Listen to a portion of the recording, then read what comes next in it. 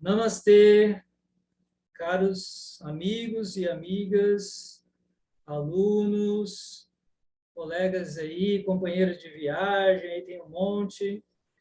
Então, muito prazer estar aqui com vocês, dando continuidade, então, ao nosso tema aqui de estudo, que é a entrega supremo, segundo textos clássicos de yoga, tá bom? Então, eu vou só mostrar aqui umas palavras no quadro e depois a gente, aí de fato eu faço aqui a apresentação. Vamos lá.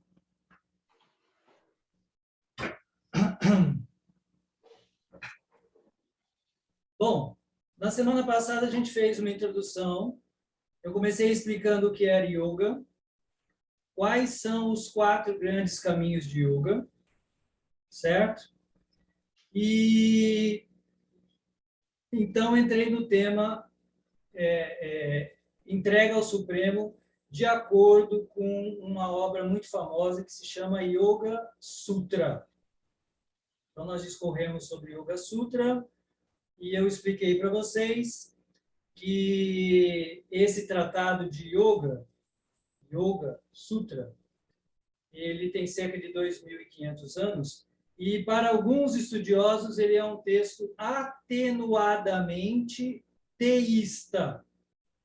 Ou seja, Patanjali ele vai falar sobre a entrega ao Supremo, segundo alguns, de maneira muito atenuada, assim, muito leve, tá? Mas eu mostrei para vocês que essa é uma impressão às vezes equivocada, porque na verdade ele tem assim uma boa porcentagem da obra tratando sobre esse assunto. Foi sobre isso que nós discorremos aqui.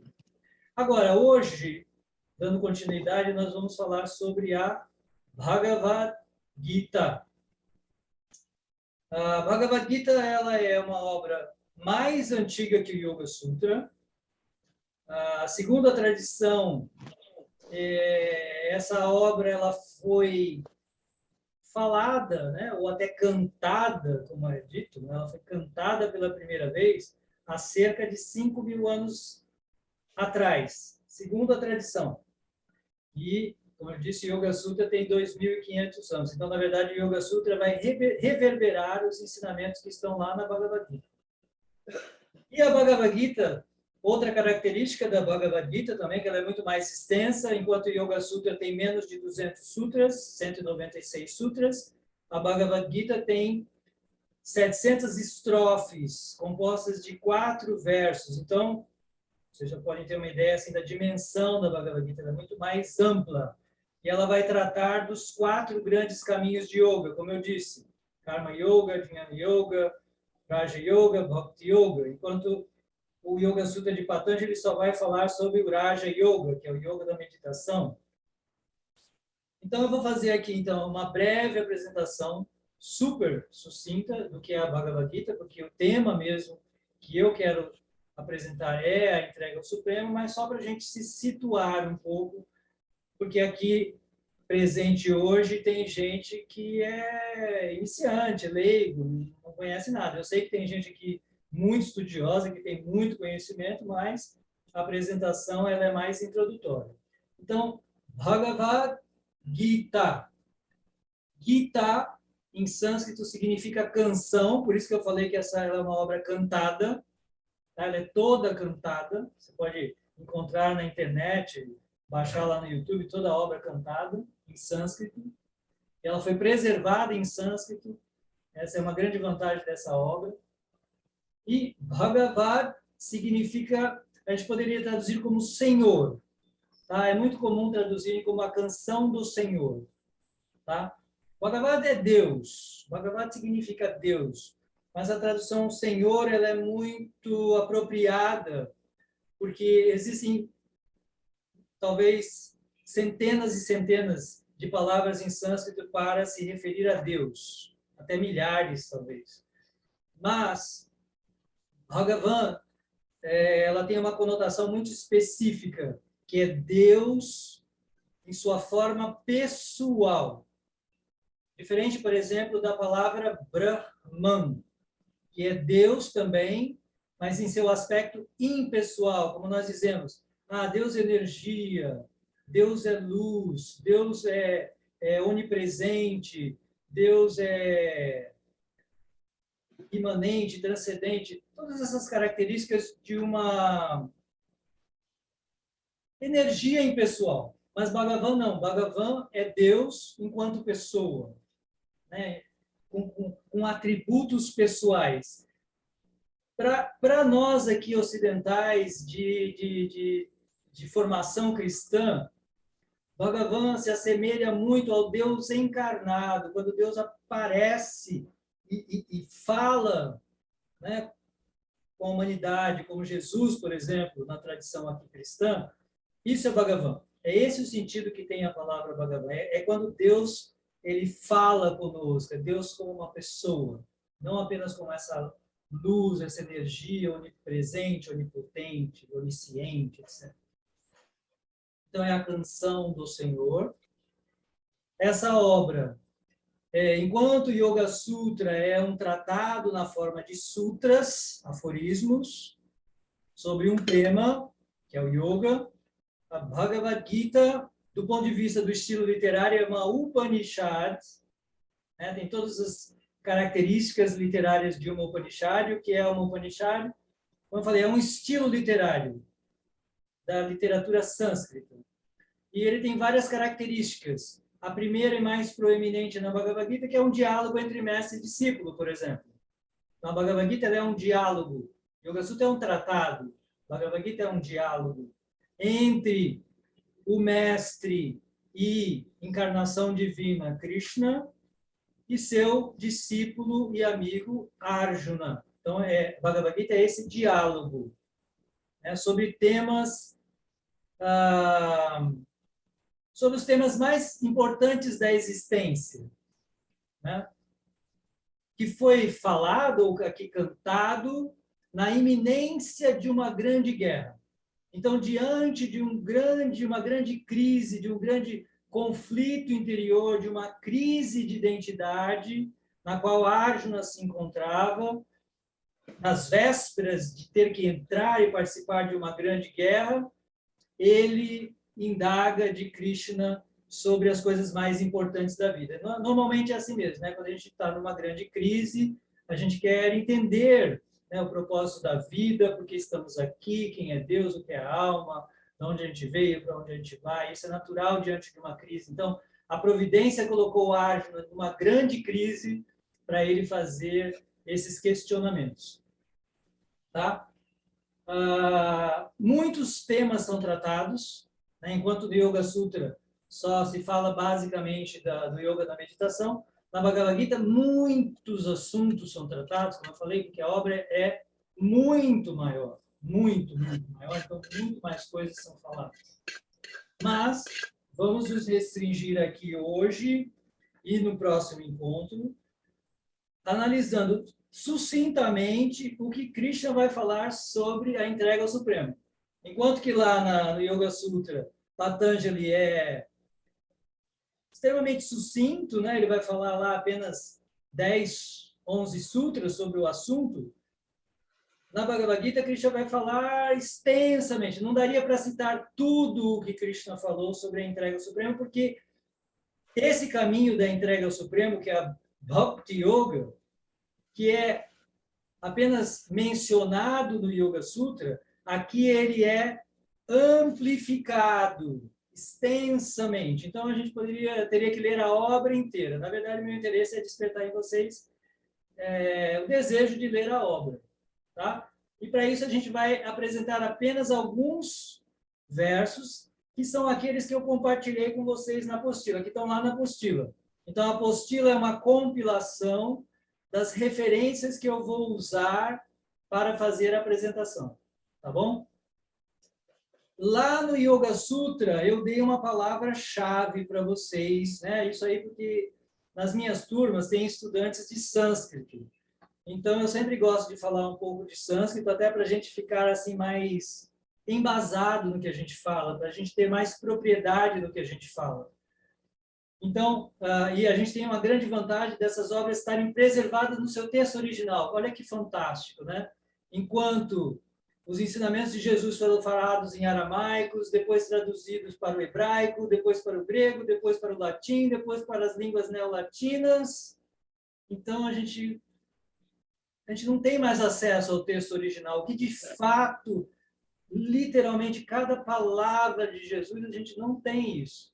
Mas no caso das obras em sânscrito, pela verdadeira paixão que os indianos têm, principalmente a classe sacerdotal tem a paixão pelas palavras, eles preservaram todos esses textos no original, na íntegra, e isso é fantástico, a gente pode mergulhar nesses textos, assim, e saber literalmente cada palavra que foi falada.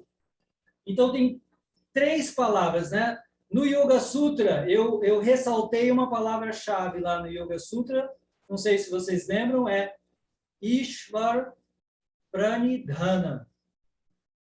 Entrega ao Supremo, literalmente. Ishvara, Supremo, regente, né? Ishvara quer dizer regente, o controlador supremo, e vários outros significados. E Pranidhana, colocar à frente, não sei se vocês estão lembrados, né? Colocar à frente é quando a pessoa coloca algo na frente, no caso, Ishvara, o Supremo está na frente da sua vida, está na frente dos seus pensamentos, isso é Pranidhana, por isso vem a ideia de meditação profunda e devoção, é porque você coloca Deus, o Supremo, à sua frente.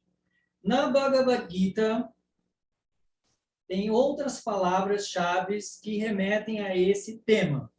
Eu vou apenas apresentar essas palavras para vocês, depois eu vou fazer, então, a minha apresentação, só para vocês se familiarizarem, então, se eu precisar citar alguma palavra.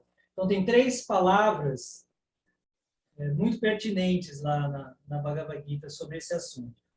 A primeira delas é o verbo prapat,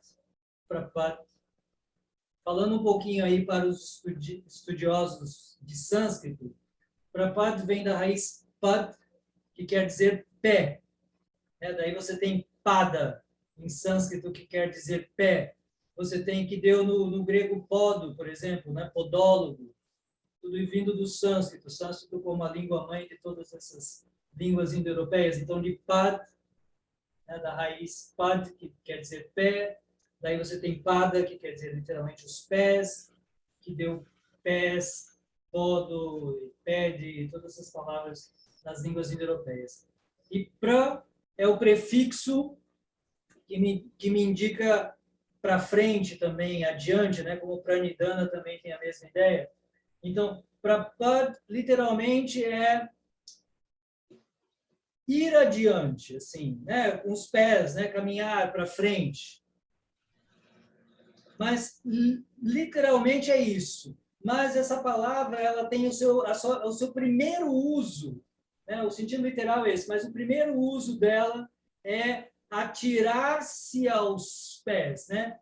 Ir em direção aos pés, atirar-se aos pés de alguém. Por isso, então, o verbo prostrar-se em português é uma boa tradução, né? Porque prostrar-se quer dizer justamente inclinar-se assim aos pés de uma pessoa. Então, Prabhupada é essa ideia que é muito usada em todos esses versos que eu citei para vocês. Eu escolhi os versos onde essas palavras aparecem. Sharanam, uma palavra muito importante também, que quer dizer refúgio, significa refúgio. Daí você vai ter o verbo lá, Sharananga, Sharanangati, ir para o refúgio, né? Buscar o refúgio de alguém.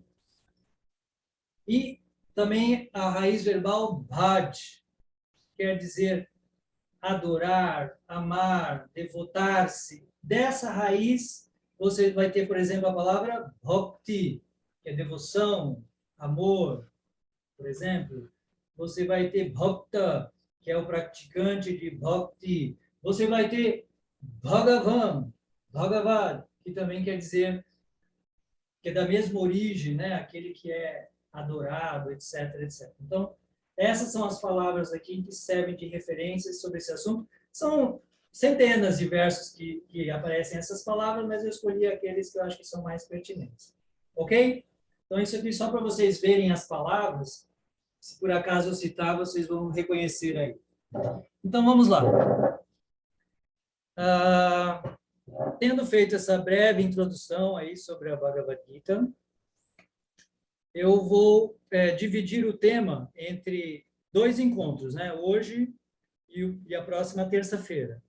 Então, eu vou falar sobre alguns tópicos sobre esse tema. Então, esse tema eu vou subdividi-los em assuntos, então, em tópicos. Então, eu vou falar um pouco sobre o que leva uma pessoa, o que é preciso, quais são os pré-requisitos para uma pessoa chegar a entregar-se a Deus. Por exemplo, esse é o primeiro tópico. O segundo tópico, como se pratica esse caminho.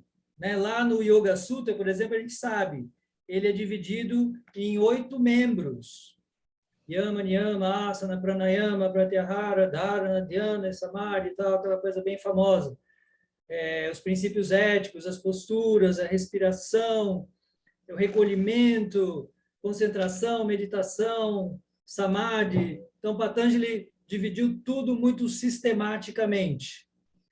E o caminho de Bhakti, na tradição indiana, ele é igualmente científico. Assim como a gente pode dizer que o Yoga Sutra é um caminho muito científico, muito bem delineado, Patanjali delineia tudo muito bem. Olha, você faz isso, aí depois disso você faz isso, faz aquilo, tudo muito bem sistematizado. O que caracteriza uma ciência, né? Se a gente estudar um pouco sobre o que caracteriza uma ciência, é justamente ter uma apresentação sistematizada, categorizada do assunto. Isso caracteriza a ciência, né? A ciência, ela é assim. Então, o caminho do Yoga Sutra, o caminho da meditação, se você estudar, você vai ver que ele é um caminho todo delineado, uma coisa bem científica, né? Científica é algo que qualquer pessoa pode aplicar em qualquer parte do mundo que aquilo funciona, né? Se eu ferver a água a 100 graus, ela, né? 100 graus, a água ferve, não importa se é no Brasil, se é nos Estados Unidos, se é na Europa ou se é na Índia. A 100 graus, a água ferve. Então, você pode experimentar e você pode observar os resultados. Isso tudo são características de uma ciência. E Bhakti Yoga, para muitas pessoas no Ocidente, ela é um caminho assim apenas emotivo, assim, apenas emoção, a pessoa sente uma emoção, uma devoção, um amor e tal e tal. É um grande equívoco. Tá? O caminho de Bhakti Yoga, ele também é um caminho muito científico, todo delineado por grandes mestres que trilharam esse caminho ao longo da história, né, desses milhares de anos de história da Índia. Tá? Então, é muito interessante a gente analisar sobre esse aspecto científico. E eu vou tentar mostrar aqui um pouquinho para vocês, tá bom? Então, eu subdividi o tema em vários tópicos, os pré-requisitos, a prática, como se pratica Bhakti Yoga, do ponto de vista científico, não apenas como uma coisa sentimental e emotiva. E o terceiro e último tema vai ser os resultados disso. A mesma coisa que Patanjali faz no Yoga Sutra. Ele apresenta o seu caminho e os resultados disso, né? O terceiro capítulo do Yoga Sutra se chama Vibhuti. Vibhuti quer dizer resultados. Quais são os resultados de uma pessoa chegar no Samadhi, por exemplo? O caminho dele vai dos yamas até o Samadhi, que é o último passo. Quando você chega no Samadhi, o que você consegue? Esse é o tema do terceiro capítulo. O segundo capítulo é a prática de Raja Yoga. O terceiro capítulo do Yoga Sutra é os resultados dessa prática. O que você obtém por essa prática. Isso aí eu vou guardar para o próximo encontro, assim, também fazendo um pouco de comparação entre a apresentação de Patanjali e a apresentação de Krishna. Então, vamos falar um pouco sobre esses tópicos. Começando, então, pelos que eu chamei de pré-requisitos. Quando uma pessoa chega a esse ponto de entregar-se ao Supremo? Isso é bem interessante, quase todas as obras, quase todos os tratados de yoga, eles começam com a palavra atha, agora. E a explicação que se dá para essa palavra no início das obras é que existe um momento para a pessoa praticar aquele caminho. Atha quer dizer agora que você está preparado. Porque para tudo tem uma hora na vida. Então, o yoga da meditação, ele também tem uma hora na vida da pessoa.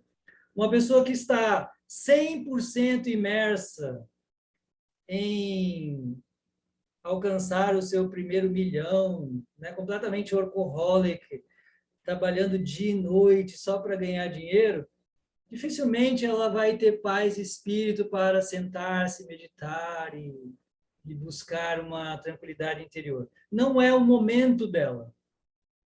Existe um momento. Então, para tudo tem um momento.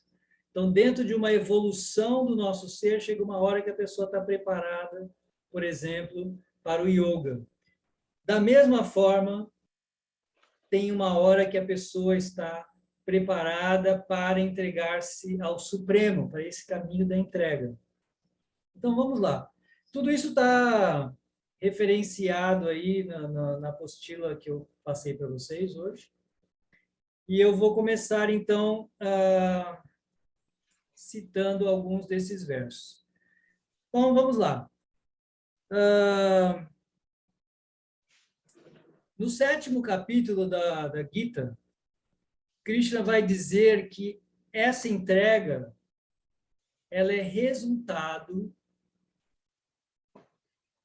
de vidas anteriores. Na verdade, essa aí é uma visão comum a todos os textos, todos os tratados de yoga, eles vão ter essa visão. Então, é quase que o primeiro ensinamento da Bhagavad Gita, primeira coisa realmente que Krishna vai falar a Arjuna é que nós somos uma alma eterna que vem transmigrando e evoluindo através de muitas existências. Primeira coisa, é a abertura, é o beabá. Os estudiosos da Bhagavad Gita dizem que esse é o beabá da Bhagavad Gita. Ensinar que somos uma alma eterna, turistando num corpo temporário. Então, estamos aqui de turistas nesse corpo temporário. Tá? E assim a gente vem transmigrando e evoluindo. Isso é muito bonito, isso é uma grande diferença de concepção teológica em relação aqui a como o cristianismo é entendido no Ocidente, né? De que nós só temos uma vida e no final existe o céu ou o inferno eternos. Essa visão ela não aparece na tradição hindu. Como eu disse, na tradição hindu, nós transmigramos por muitos corpos e nós temos ilimitadas chances de evoluir. E todos estão evoluindo, cada um está no seu ritmo, evoluindo, e assim temos muitas oportunidades para alcançar a nossa evolução, e aí por isso a gente também observa cada pessoa no seu nível evolutivo. E assim a gente respeita todos, olha, cada um tem o seu tempo, cada um tem a sua hora, tá? Então, essa é a primeira condição. A entrega é resultado de um cultivo que vem de outras vidas. A pessoa vem praticando esse resultado, esse cultivo de devoção de outras vidas. E outra característica, como eu falei, vou tentar delinear cientificamente o que Krishna fala. Isso aqui são citações do 7º capítulo. ele fala que a pessoa precisa, por vidas, praticar atividades piedosas e cessar todo tipo de atividade maléfica. Né? Em sânscrito, punya e papa. São duas palavras antônimas em sânscrito. Né? Ela precisa realizar atividades piedosas e ela precisa cessar atividades más, prejudiciais para si e para os outros. Isso é muito importante. Né?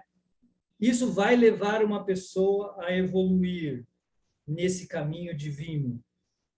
E, do contrário, a pessoa vai andar para trás, né? Andar para trás. Não existe o conceito de um inferno eterno na tradição hindu, mas você pode, sim, andar em direção à luz ou andar em direção às trevas. Existe essa possibilidade, mas isso não é eterno.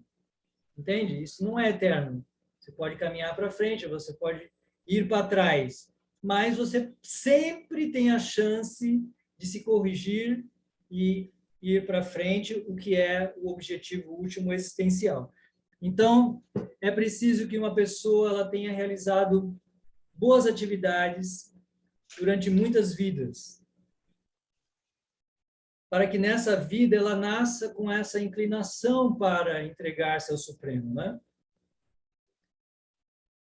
Então, Krishna ele vai apresentar 4 tipos de pessoas que vão, então, buscar a Deus. Né? Me perdoem os ateus presentes, se tiver algum, mas, como eu falei, a Bhagavad Gita é um texto explicitamente teísta, então não posso deixar de falar de Deus aqui, enquanto o Yoga Sutra é mais atenuadamente teísta. A Bhagavad Gita é explicitamente teísta, ela não...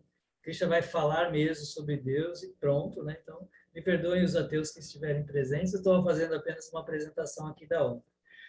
Mas, então, ele disse que tem 4 classes de pessoas que vão buscar a Deus. Olha só como é tudo muito científico, muito interessante mesmo, como vale a pena estudar essa obra também para quem é um teólogo. O que leva uma pessoa a buscar a Deus nessa vida? Como eu falei, primeiro que de vidas passadas, é preciso que ela tenha realizado boas obras, atividades piedosas, tenha sido uma pessoa que não pratica o mal, etc., etc., que cultive conhecimento espiritual, tudo isso, toda essa bagagem ela vai trazendo de vidas passadas. Mas o que impulsiona uma pessoa nessa vida a buscar a Deus? 4 coisas especificamente bem interessantes, assim, para quem é estudioso de religião comparada, isso é muito interessante. Porque Krishna ele vai dizer que o sofrimento é um grande impulso para a pessoa buscar a Deus. Sabe quando a pessoa está sofrendo?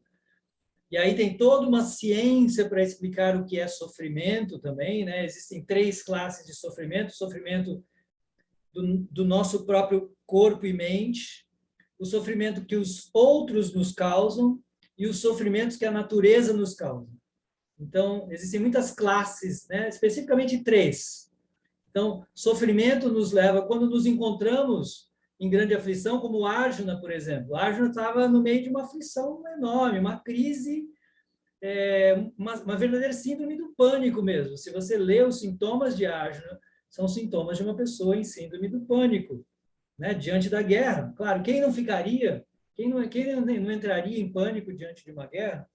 Então, diante desse grande sofrimento, Arjuna vai e busca Deus e ele fala: Senhor, ele usa o termo Prabhupada, né? Eu me entrego a você. Ele busca Deus e se entrega a Deus porque o sofrimento era muito grande. Então isso é muito comum. Outro impulso para a busca do Supremo é a curiosidade, né? A simples curiosidade, o desejo de ter conhecimento, né? O que também é muito comum. Algumas pessoas são curiosas, né? Elas vão numa igreja, vão em outra, porque elas querem entender, assim, tem uma curiosidade sobre esse assunto. Outra característica muito interessante, olha só também o que Krishna fala. Outra classe de pessoa que vai buscar a Deus, ela é impulsionada pelo desejo de ter riqueza. Olha só que interessante. Isso é o que nós chamamos hoje em dia de teologia da prosperidade. A igreja ela mais serve para satisfazer os desejos de riqueza do indivíduo.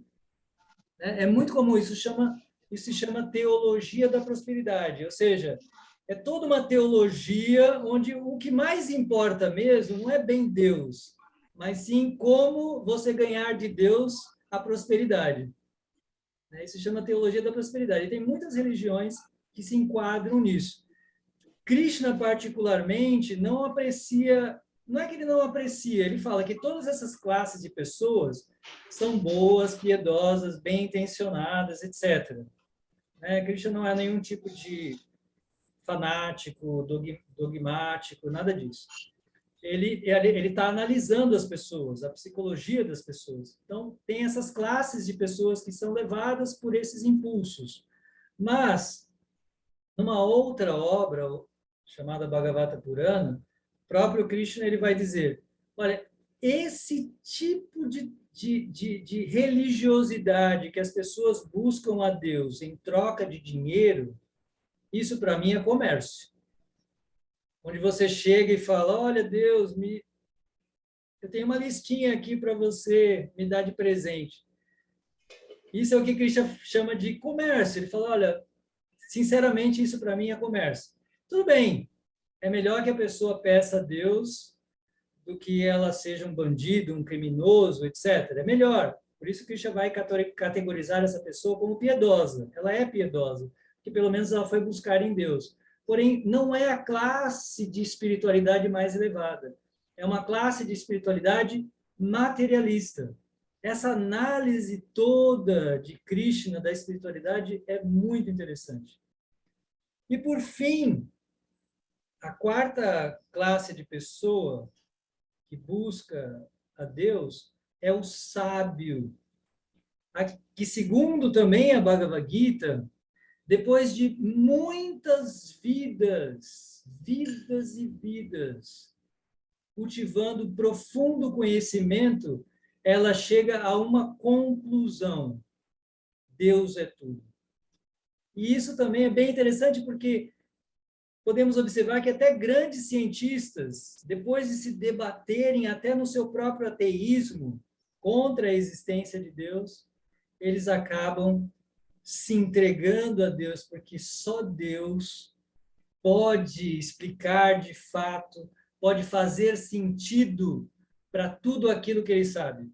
Se você estudar um átomo, ou se você estudar o universo inteiro, você vai chegar à mesma conclusão, segundo Krishna na Bhagavad Gita. Só Deus mesmo poderia ter feito isso. Tanto um átomo, tanto um pequeno átomo, minúsculo átomo, como o infinito universo, tanto faz por onde você trilhar, você vai chegar a essa mesma conclusão. Então, Krishna fala que essa pessoa, depois de muitas e muitas vidas, ela se entrega. E por isso ele considera que essa pessoa, ela é a mais abnegada. Ela não está buscando Deus mais por causa da aflição, ela não está buscando Deus por mera curiosidade, ela não está buscando Deus para obter bens materiais. Não, ela está buscando Deus realmente porque ela entendeu que não há nada mais. Só Deus pode fazer sentido em tudo isso. Então, essa é a análise de Krishna. E esses, então, são alguns pré-requisitos aí, como eu falei, a obra é muito extensa, mas eu falei para vocês que eu ia resumir aquilo que eu considero o mais importante. E vamos dar início aqui, então, ao segundo tópico, que é a prática. Então, como se pratica esse caminho da entrega? Como eu falei, assim como o caminho da meditação ele é um caminho todo científico, o caminho de bhakti, ou o caminho da entrega, ele também é um caminho que foi sistematizado pelos grandes praticantes desse caminho, E isso está sucintamente apresentado na Bhagavad Gita. A Bhagavad Gita ela é sempre a obra mais importante mais representativa do pensamento hindu. Se alguém quiser dar o primeiro passo nos seus estudos da compreensão do hinduísmo, o que é muito interessante para quem quer ir à Índia, porque a Índia ainda é um país que eu considero teocêntrico. Eu acho que quando a gente vai para a Índia, a gente vai visitar um país que ainda é muito teocêntrico, né? Nós saímos do teocentrismo no final do século XV para o século XVI, né? Quando o homem deu aquela virada e entramos no antropocentrismo lá no Renascimento. E atualmente eu acho que a gente está vivendo no egocentrismo, né? A gente já saiu da fase do antropocentrismo no século XVI e no século XXI acho que é o século do egocentrismo. Eu sou a pessoa mais importante desse universo, né? Algo muito cômico isso, né? Considerarmos a pessoa mais importante desse universo. Não passamos de um fragmento de poeira cósmica e estamos aqui nos achando, né? Muito, muito interessante o que Krishna vai falar sobre isso. Depois eu conto, se eu lembrar, depois eu conto o que Krishna fala sobre isso. Então, vale a pena você entender isso. Você lê a Bhagavad Gita para você poder apreciar mais essa cultura que é a Índia, esse povo, né? Você vai entender muito melhor do povo indiano se você entender a sua religião. Nós vamos, então, especificamente aqui falar sobre a prática. Como se pratica, então, esse caminho? Talvez um verso que é mais citado sobre isso está no 9º capítulo, que está no meio da Bhagavad Gita. Isso é assim, não é por acaso, é chamado Raja Vidya, o conhecimento esotérico da Bhagavad Gita. Ele está no meio da Bhagavad Gita, assim, como se estivesse protegido. A pessoa só chega no 9º capítulo, né, se ela tiver passado por todos os 8 capítulos anteriores. Então, que é assim, é como se no 9º estivesse reservado o mais secreto de todos os segredos, Raja Vidya em sânscrito. Então, nesse 9º capítulo, Krishna vai dizer, ele vai falar 4 elementos dessa prática. Seja consciente de Deus. No outro verso ele vai falar, fixa a mente, tua mente e inteligência em Deus. Isso é o primeiro elemento. Podemos, a todo momento eu poderia fazer aqui um paralelo com o cristianismo, né? Como lá na tradição judaico-cristã, amar a Deus sobre todas as coisas, né? Bem semelhante a isso, né? Colocar Deus na sua mente, na sua inteligência, na sua consciência. Depois, devote-se a mim. Isso aí provavelmente eu vou ter que explicar em mais detalhes no próximo encontro. Como é exatamente isso? Porque esse devote-se a mim aí, que é o caminho de Bhakti, ele se subdivide em 9. Não vai dar tempo de eu falar aqui hoje para vocês, mas eu prometo, está anotado aqui, eu vou falar no próximo encontro. Esse devote-se a mim, isso aí se subdivide em 9 partes, que eu vou apresentar para vocês no próximo capítulo, próximo encontro. Depois, faze oferendas, né? Faça oferendas para Deus. Como é esse fazer oferendas a Deus? Krishna na Bhagavad Gita é muito simples. Ele diz assim, oferece a Deus uma folha, uma flor, uma fruta, um pouco de água. Por isso que você vai ver muito nas tradições índicas, tanto hinduísmo como budismo, jainismo, por exemplo, as oferendas nos altares. Porque isso realmente é um pedido, né, dessa tradição. Por que isso, né? Alguns vão falar que isso aí é uma adoração, uma idolatria, né? É uma crítica ocidental, isso é uma idolatria. Mas se você ler com atenção o verso 27 o verso 26 do 9º capítulo, se você ler com muita atenção, Krishna fala, ofereça a Deus uma folha, uma flor, fruta ou água. Primeira coisa que você observa, a simplicidade da oferenda.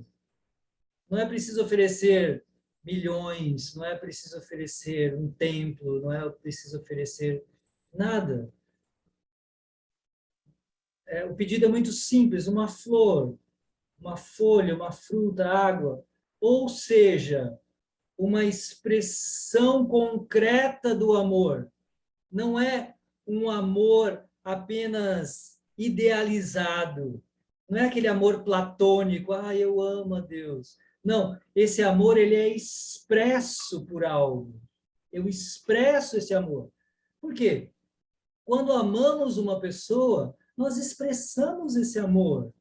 Não adianta você falar para o seu companheiro, para a sua companheira, eu penso que eu te amo, mas você não fala que ama, você não demonstra que ama. Como assim? Eu penso que eu te amo só.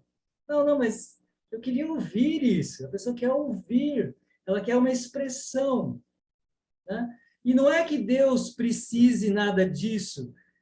Segundo os estudiosos, essa oferenda, essa expressão de amor é como a expressão do amor da criança que oferece para o pai um pente no Dia dos Pais, sabe assim?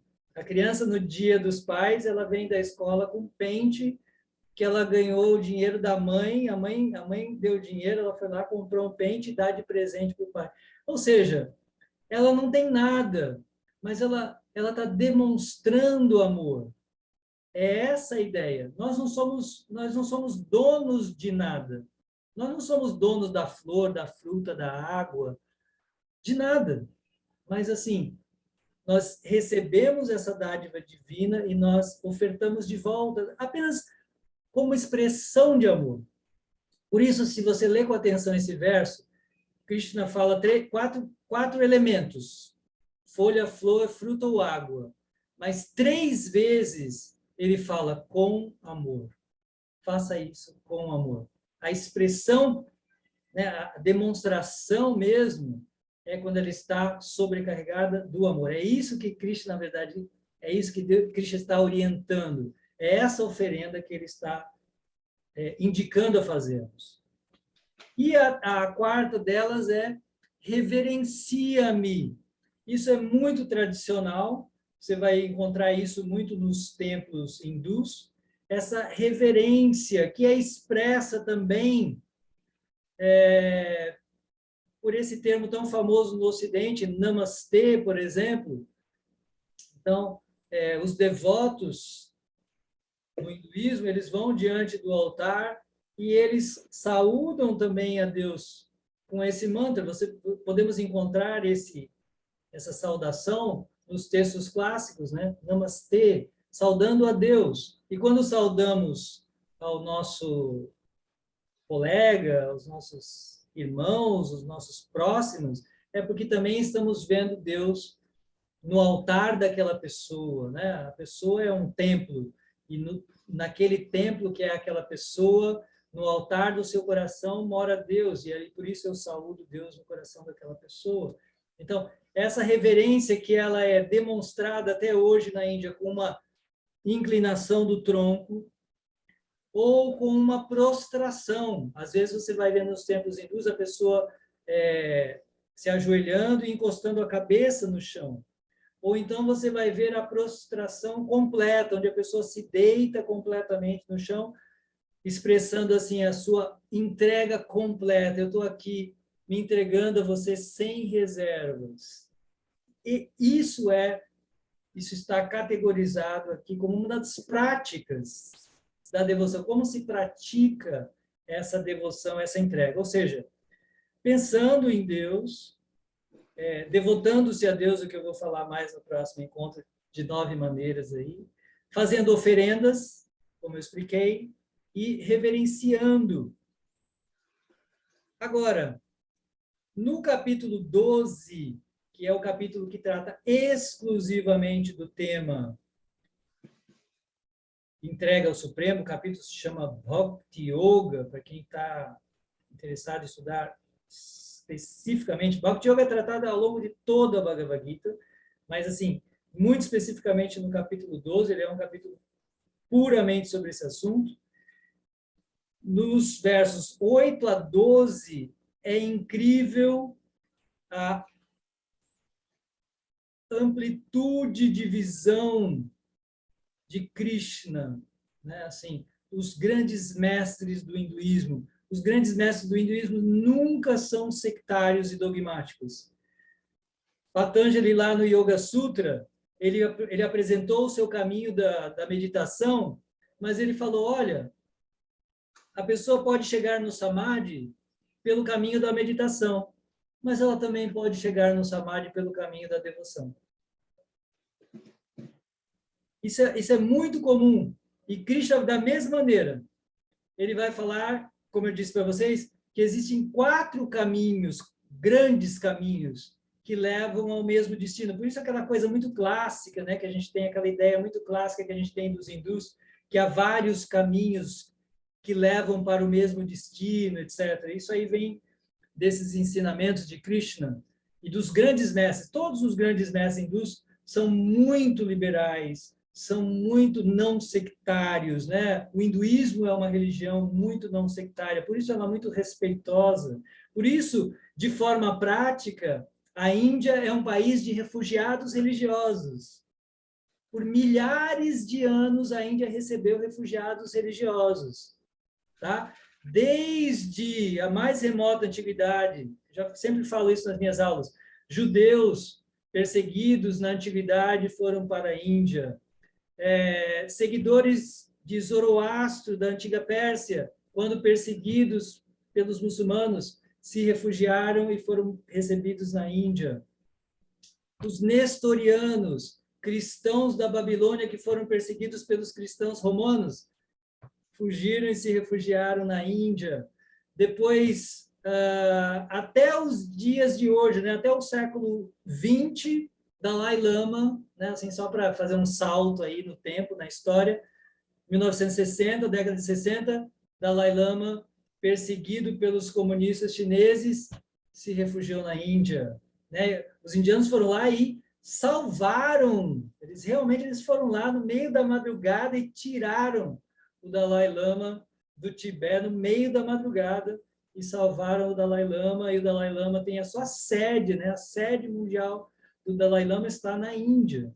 Então, porque a Índia tem essa tradição de respeito a todas as formas de religião. Isso é muito interessante e é prático isso, né? Isso é bem interessante da gente saber. Então, Krishna, sendo muito liberal, um dos versos, uma das sequências de versos que eu mais amo na Bhagavad Gita são essas do 8 ao 12, do capítulo 12. Porque Krishna vai assim, muito sabiamente, gentilmente, liberalmente, abarcar toda a classe de pessoas. Porque, primeira coisa, primeiro conselho mais elevado de todos que ele dá, ame a Deus sobre todas as coisas, fixa a tua consciência em Deus completamente, e mais nada, acima de tudo. No verso seguinte, ele vai falar, é como se ele estivesse falando para nós. Então ele diz assim, mas se for muito difícil isso para você, porque é difícil, está escrito na Bhagavad Gita, por exemplo, que só os Mahatmas, as grandes almas, chegam a esse nível, né? O nível de Jesus. A gente tem aqui os nossos exemplos, o nível de Jesus, o nível de São Francisco de Assis, ou desses grandes santos que a gente já ouviu falar aqui no Ocidente, ou dos grandes santos da Índia. Segundo o próprio Krishna, eles são raríssimos. E quando a gente tenta fazer isso, a gente lida na prática. Olha como é difícil, né? Como é difícil essa entrega completa, sem nenhuma reserva, dependência completa do Supremo. Então, o Krishna já sabendo, né? Porque os sábios, eles conhecem a natureza humana. Isso é a característica de um sábio. Então, o Krishna, no verso seguinte, ele fala, mas, se isso não for possível, então, adota a prática de Bhakti. que eu vou falar muito no encontro seguinte, como eu falei para vocês. Mas já dei aqui uns elementos. Como é a prática de Bhakti? Você faz uma oferenda, você oferece uma flor, uma folha, uma fruta, um pouco de água, um incenso, por exemplo. É uma coisa muito simples, né? No seu altar, você reverencia o seu Deus adorado, que é muito bonito, inclusive o termo em sânscrito, né? O Ishtadeva, o seu Deus adorado. Deus é ilimitado, tem muitas manifestações em muitas partes do mundo e do universo. E em certas culturas ele é adorado de uma maneira, em outras ele é adorado de outra, isso não importa. Adore o seu Deus adorado. Então, diante do seu Deus pode ser Jesus, pode ser Buda, pode ser Alá, pode ser Krishna.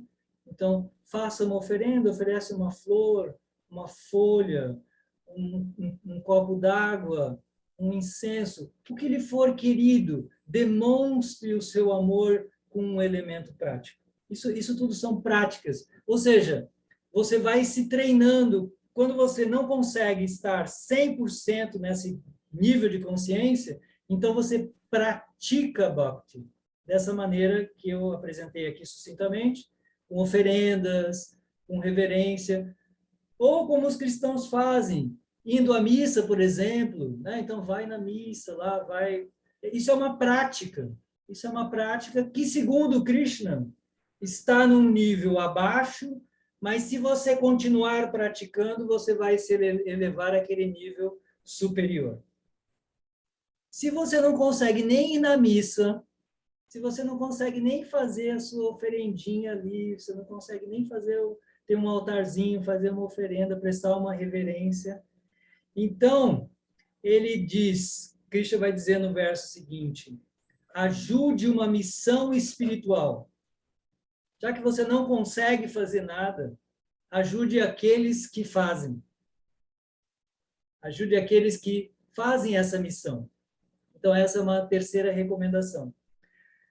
E no verso seguinte, ele vai, mas se nem isso você puder, por uma razão ou outra, você não pode fazer isso, então, trabalhe sem estar apegado aos frutos do seu trabalho. Abdique um pouco dos frutos do seu trabalho. Na tradição judaico-cristã, eles vão chamar isso de dízimo. Né? Lá no Espiritismo, eles vão falar isso da caridade. Lá no hinduísmo também seria algo bem semelhante a isso, né? Fazer caridade, ajudar um hospital, ajudar uma pessoa doente, fazer alguma ajuda. E o resultado é que de uma etapa você vai se elevar até a outra, porque, lembrando o começo da minha apresentação, através do cultivo dessas atividades piedosas, de caridade, de ajuda e assistência às pessoas carentes, etc., etc., ao longo de uma vida ou de muitas vidas, você vai evoluindo rumo à luz completa, ao amor divino. Tá? Então, esse é o caminho delineado na Bhagavad Gita. E, como eu falei, a minha apresentação ela é bem cronometrada, não gosto de passar muito do tempo aqui, ela é sucinta também, pelo tempo. É mais para despertar vocês um gosto por querer saber mais, estudar mais essa obra. E no próximo encontro, então, eu vou elaborar mais ainda sobre essa prática, né? Como podemos praticar o caminho da entrega e as consequências disso, fazendo também aí um paralelo entre Yoga Sutra, Bhagavad Gita e toda a tradição hindu. Tá bom?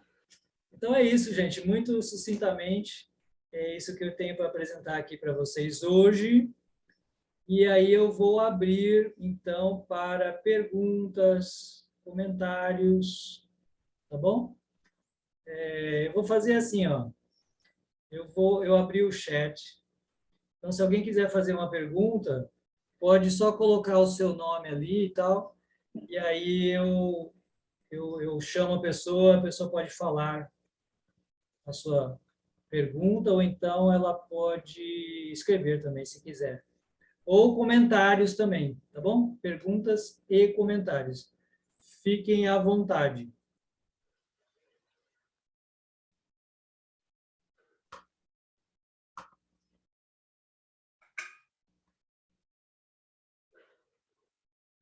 Deixa eu ver quem mais está aqui que eu não...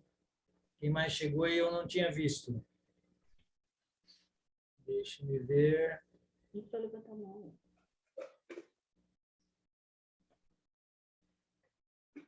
É que as telas ficam mudando, a gente, quando a gente está olhando, já, de repente já mudou. Margarete, você tem uma pergunta, é isso? Pode falar? Pode falar.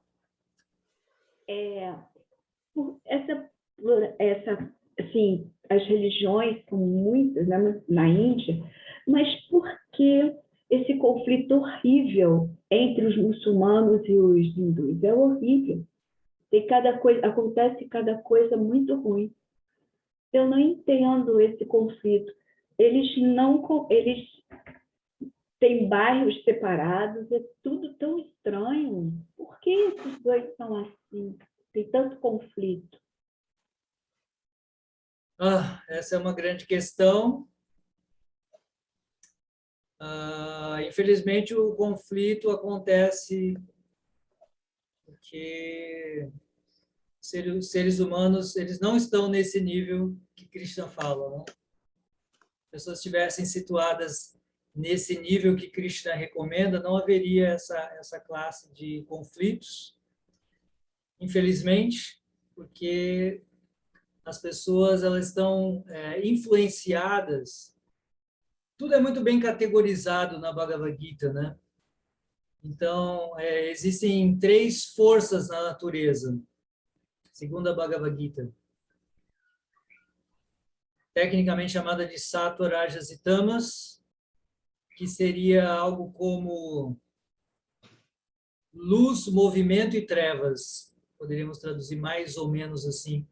Então, algumas pessoas são fortemente influenciadas pela luz, algumas pessoas são fortemente influenciadas pelo movimento, pelo empreendedorismo, pelas realizações materiais, e muitas pessoas são influenciadas pelas trevas, né? Pelo mal, pelas coisas ruins, entendeu? E existem essas três forças que dominam os seres humanos. E, infelizmente, na verdade, a grande maioria da população é muito mais influenciada por rajas e tamas, que é o movimento, a paixão, o ímpeto de realizar coisas materiais, e as trevas, a maldade, a violência, o crime, etc, etc. Infelizmente, isso predomina na humanidade mais do que nunca, e hoje mais do que nunca.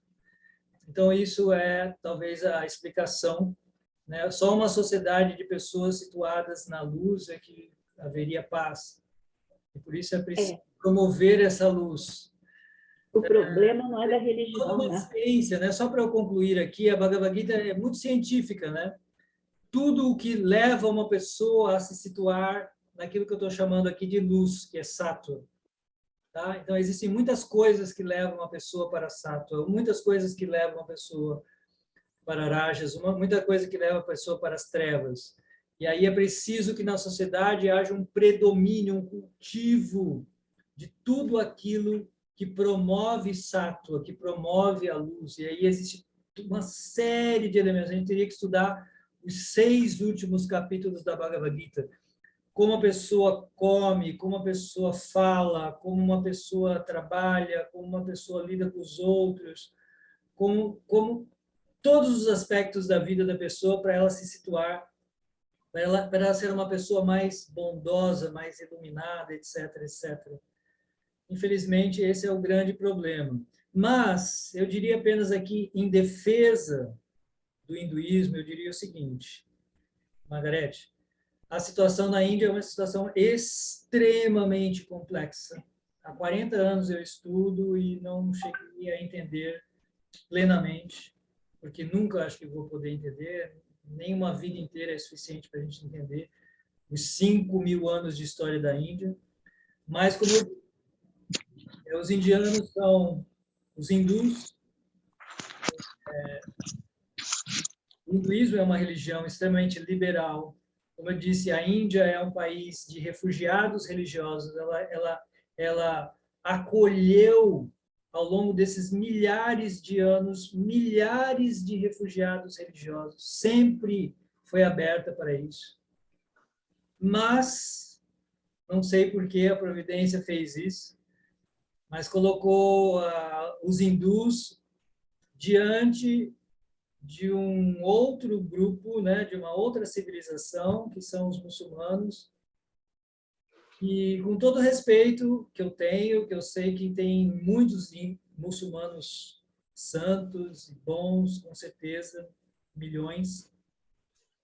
Mas, infelizmente, hoje eu diria que é uma das religiões que estagnou, pelo menos um grupo de pessoas estagnou no tempo.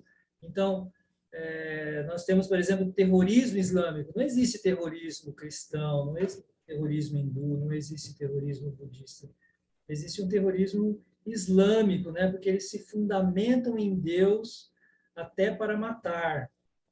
E isso torna a Índia um barril de pólvora. É muito complexo lidar com essa situação. Entende? É muito complexo. Eu vou só te dar alguns elementos práticos, estatísticos da história. Como muita gente sabe aqui, todo mundo que assistiu o meu curso aqui sabe,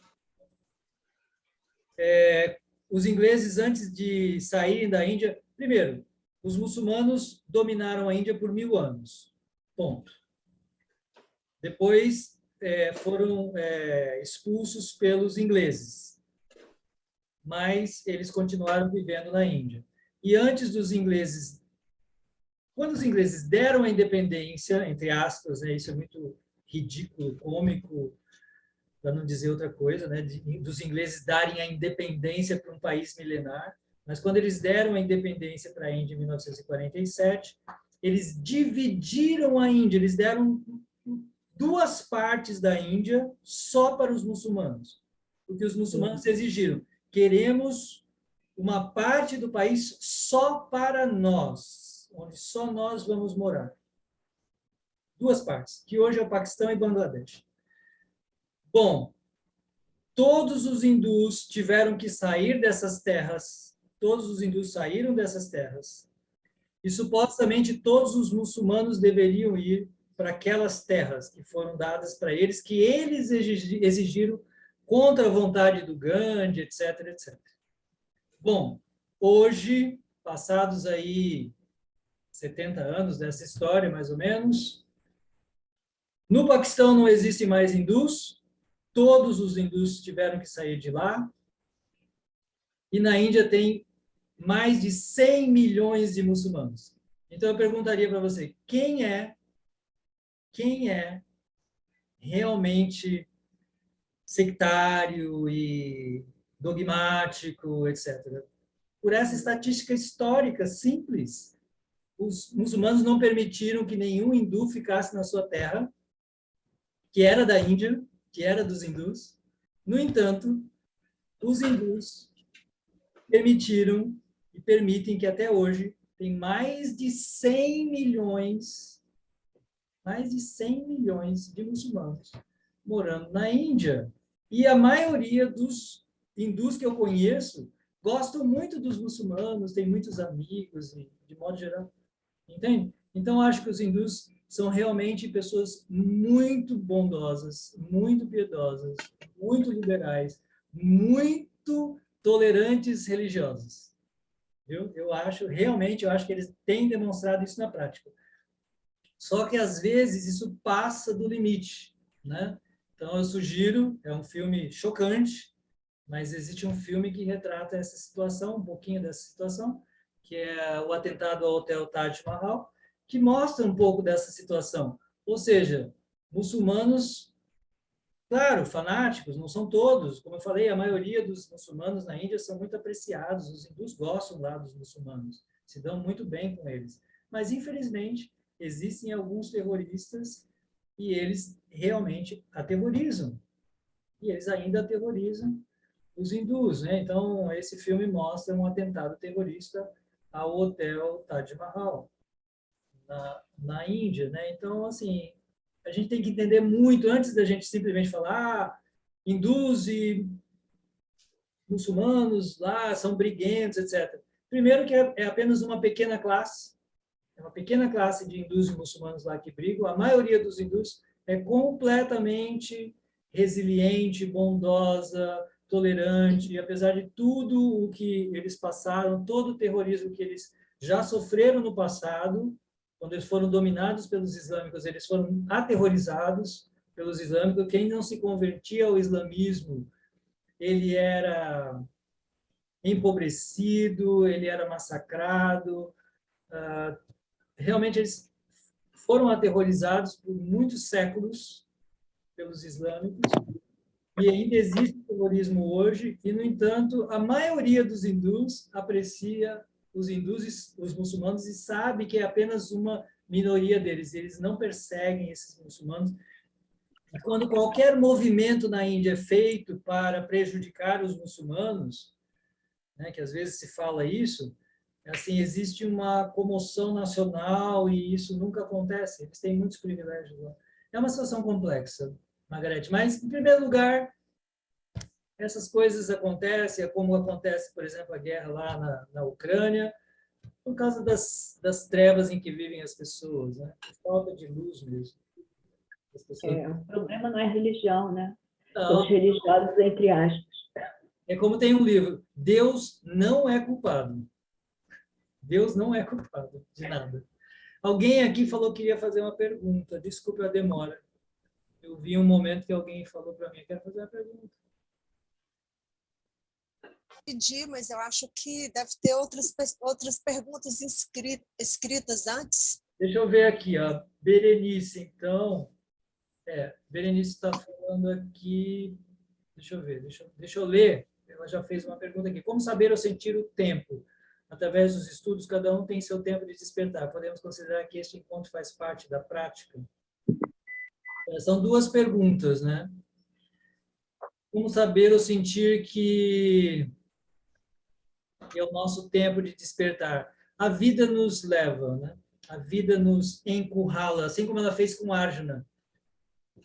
A visão hindu, né? Eu estou usando o termo hindu porque é o termo que todo mundo conhece, não é um termo bom nem preciso, etc., mas é o termo que todo mundo mais entende aqui. Então, segundo a tradição do hinduísmo, o mundo é uma escola. E a providência, ela põe os testes na nossa vida. Assim como ela fez com Arjuna, colocou Arjuna diante da guerra. Ele colocou Arjuna no meio de uma guerra. E isso a providência faz com cada um de nós. A providência tem assim um cuidado com cada um de nós. Então, essa providência ou esse supremo, ele é como o supremo personal trainer, sabe? Que tem assim um treinamento pessoal para cada um de nós, nos entende perfeitamente e conhece exatamente a nossa capacidade. Então, como um personal trainer espiritual, ele coloca para nós o obstáculo perfeito. Sabe aquele treinador que quer te ver um grande atleta?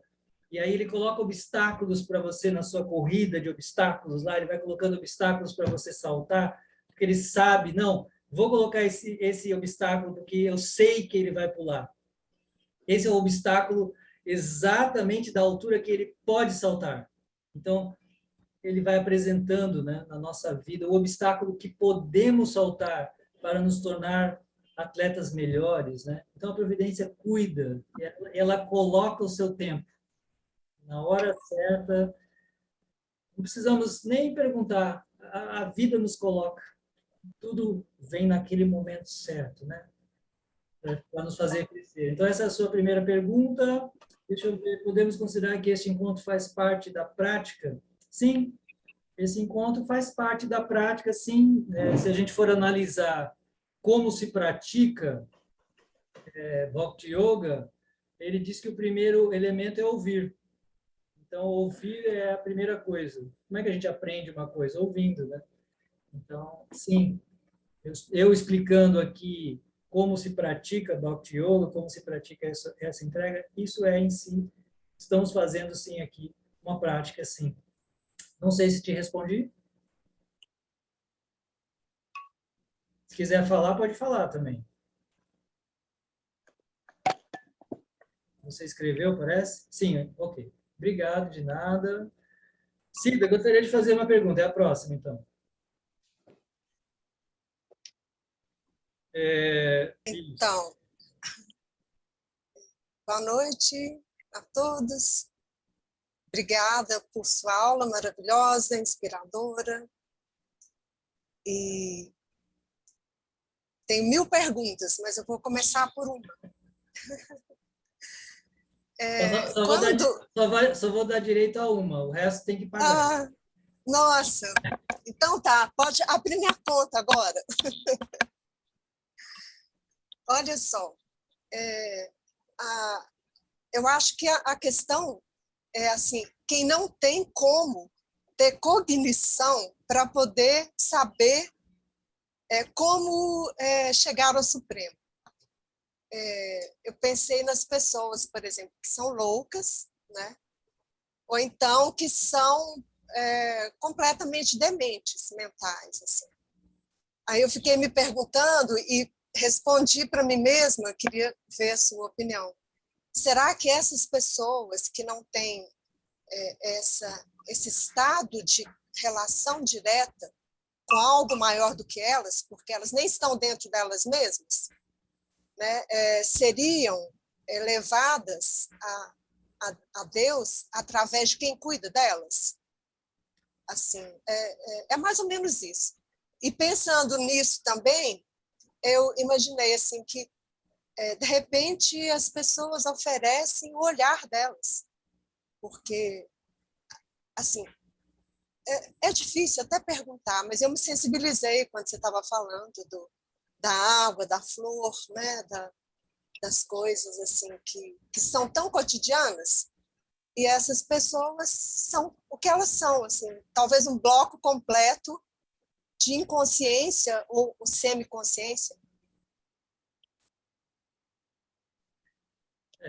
Sua pergunta é excelente e eu acho que você é muito inteligente, eu acho que a sua própria reflexão, de certa maneira, já respondeu. Eu acho que os seus cuidadores podem proporcionar essa elevação a essas pessoas. Sim, acho que os cuidadores, sim. E na visão hindu, né, sempre assim usando o termo hindu aqui, eu não gosto desse termo, mas se eu usar outros termos ninguém vai entender. Os termos mais apropriados não são conhecidos no Ocidente. Então, na visão hindu, não só essas pessoas, mas todos os seres são beneficiados através de seus cuidadores. Então, o seu cão, o seu gato, o seu papagaio, né? O amor revelado por Krishna, por exemplo, ele é muito semelhante, existem até comparações nesse sentido, ao amor de São Francisco, né, por todos os seres. Então, Krishna nunca vai falar do amor apenas ao ser humano. Em todos os ensinamentos de Krishna, ele é irrestrito, né? Ele vai falar o amor a todos os seres. E a gente beneficia todos os seres com a nossa... Podemos beneficiar todos os seres com a nossa existência. Gente, só um favorzinho. Silencia o microfone aí, quem tiver, senão está dando aqui microfonia, por favor. Então, com a nossa atitude, podemos beneficiar todas essas pessoas. Tá bom? E todos esses seres, né? Por isso, é uma prece sânscrita, né? Que todos os seres sejam felizes, que todos os seres sejam livres de doença, por exemplo, porque a santidade hindu, ela abarca o amor por todos os seres. Então, um ser humano, como você falou, que não tem, por algum motivo, não sabemos, não podemos avaliar a cognição dessa pessoa, porque também ela pode ter e não podemos avaliar se ela tem. Isso também é possível. Mas essas pessoas que nós não podemos saber, ou que não podem expressar a sua cognição, ou os seres que também não podem expressar completamente a sua cognição, todos eles podem ser beneficiados com a nossa existência, com a nossa bondade. Então, segundo a visão hindu, orar perto dessas pessoas, orar perto desses seres e diversas outras práticas podem beneficiar esses seres que estão próximos da gente. E como você falou, até dessa maneira tão simples como o olhar, você falou do olhar, eu lembro de um grande, da biografia de um grande santo hindu, e ali se diz que ele purificava as pessoas apenas com o seu olhar repleto de amor. Ele tinha um olhar tão repleto de amor que todo mundo que o via ficava contagiado por aquilo. Lá na Índia também tem uma santa contemporânea muito famosa, que o pessoal vai muito lá na Índia, que é a Ama, né? Bem famosa. Elas vão lá apenas para receber o seu abraço. Só isso. Só o abraço dela. Mais nada. Porque essas pessoas, elas são tidas na tradição hindu como emanadoras. Assim como a gente é contagiado por quem está com gripe, né? Quando a gente chega perto de quem está com gripe, a gente pega a gripe. Quando uma pessoa ela é imersa nesse estado que Krishna fala aqui, que é belíssimo, né? Se a gente ouvisse aqui o estado de uma pessoa que chegou nesse nível, né? Se a gente lê na Gita, por exemplo, é tão espetacular que só de chegar perto dessa pessoa, a pessoa também é contagiada por isso, tá? Então, nós devemos ser, como diria o Gandhi, né? Nós devemos ser a mudança que queremos ver no mundo. Então, se a gente quer um mundo melhor, sejamos nós uma pessoa melhor, que todos aqueles que entrarem em contato conosco vão ser contagiados positivamente por isso, né? Eu só vou responder a sua primeira pergunta. Espero que tenha respondido. É porque desculpa, é que tem mais gente também está me pedindo para fazer perguntas. E lá no retiro a gente vai ter 3 dias lá só para perguntas e respostas. Vamos lá, deixa eu ver aqui. Obrigado por sua excelente colocação, na verdade. Na verdade, você fez uma colocação completa. Eu que agradeço. A Gleice, deixa eu ver o que a Gleice falou. É interessante que sempre sejamos evoluindo. Devido ao imediatismo, queremos ser puros agora e temos que ter paciência, desenvolver qualidades. E quando os anúncios aparecem, é que vamos entendendo que precisamos realizar, Krishna nos colocando frente a frente com nossas fraquezas. Isso é muito interessante essa ideia de estar sempre evoluindo. Na visão hindu, não corremos o risco de irmos para o inferno eterno. Isso não existe na ótica hindu. Isso simplesmente não existe porque contraria um princípio que é supremo no hinduísmo, que é a onibenevolência de Deus. Deus é onibenevolente, ele é infinitamente benevolente. Então, na visão hindu, não é possível que Deus condene uma pessoa ao inferno eterno. Simplesmente isso não passa sequer na cabeça, não entra no arcabouço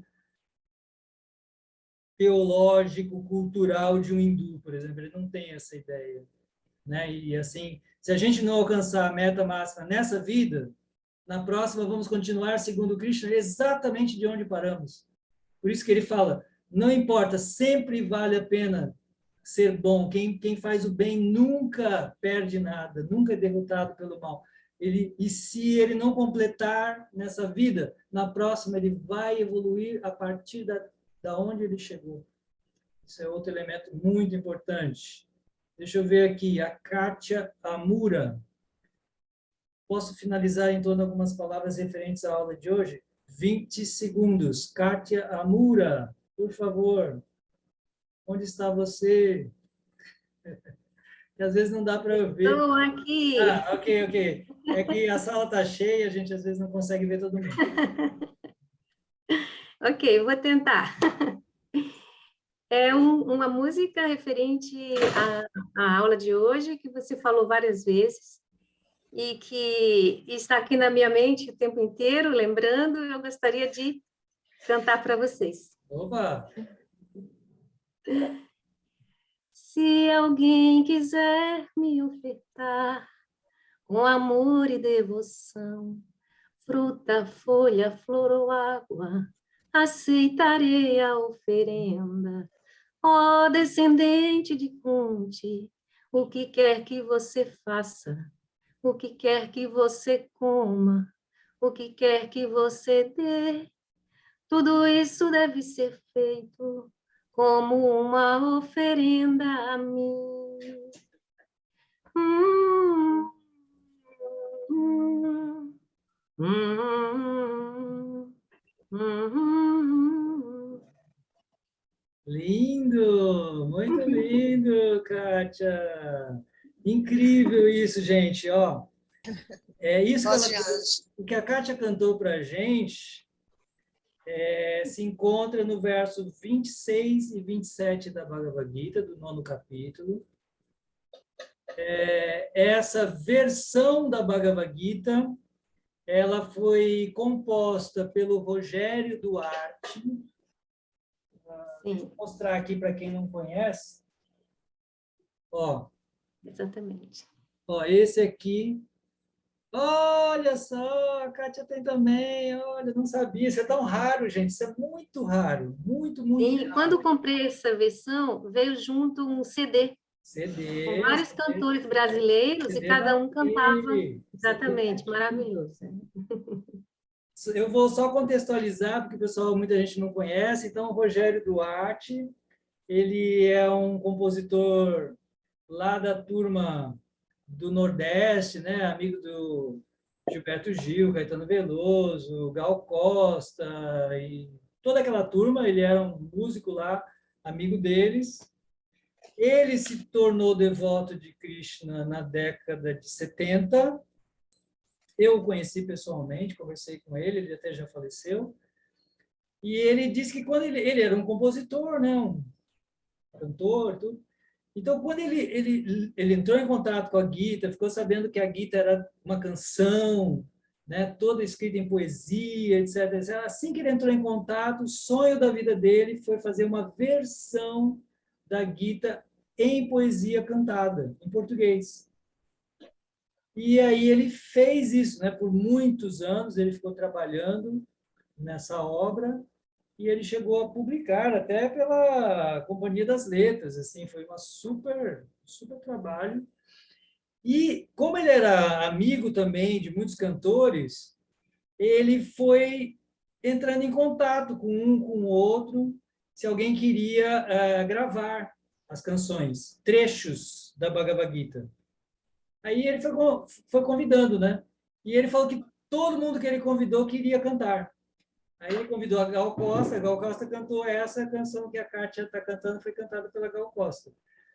Mas o filho do Gilberto Gil cantou, a Elba Ramalho cantou, a Cássia Eller cantou, um monte de gente. Cantaram trechos da Gita, e eu diria, uma versão excelente, assim, muito fiel ao texto, muito fiel. Esses dois versos aqui que a Kátia cantou, eles estão assim perfeitamente apresentados em português. E o que o Rogério Duarte quis fazer foi a gente sentir como é esse texto no original. Né? Ele é cantado em sânscrito, mas a gente não entende.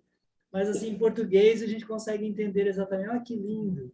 Então, eu sugiro, pesquisem na internet, isso já está disponível na internet. Tá? O CD está totalmente disponível na internet.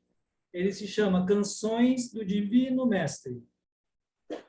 Só pesquisar lá na internet, vocês vão achar Tem um monte de canção linda lá. É muito bonito, porque aí, assim, aí a gente consegue ter a emoção de estar ouvindo a Gita, sabe, quase que no original, né? Assim, a gente pode sentir mesmo, assim, porque, né, o texto, além de toda a beleza intelectual, teológica, etc., ele tem uma beleza poética, uma beleza musical, né? Assim, é muita coisa, muito lindo. Maravilhoso. Obrigado, Kátia. Só por isso, eu vou, no próximo encontro, eu vou trazer aqui, eu vou tocar aqui para o grupo uma outra canção também muito bonita, que vai dar uma ideia aí também desse tema.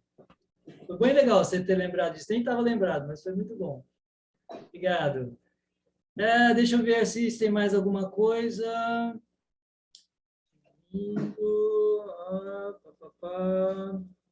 Bom, acho que encerramos, então. Pelo que eu vi aqui, não há mais nenhuma pergunta no chat. Então é isso, gente. Agradeço imensamente a presença de vocês, as excelentes colocações, ao canto da Kátia. A Kátia está indo lá para o retiro, ela vai cantar lá para a gente, todo dia. É isso, gente. Muito obrigado a todos vocês. Uma excelente semana. Nos vemos aí no último encontro sobre esse tema na próxima semana, tá certo? Muito obrigada. Obrigada. Boa noite a todos. Boa noite, gente. Tchau, tchau. Joia, obrigado, Radhanata. Obrigada. Imagina, eu que agradeço. Obrigada. Obrigada, Hare Krishna. Krishna.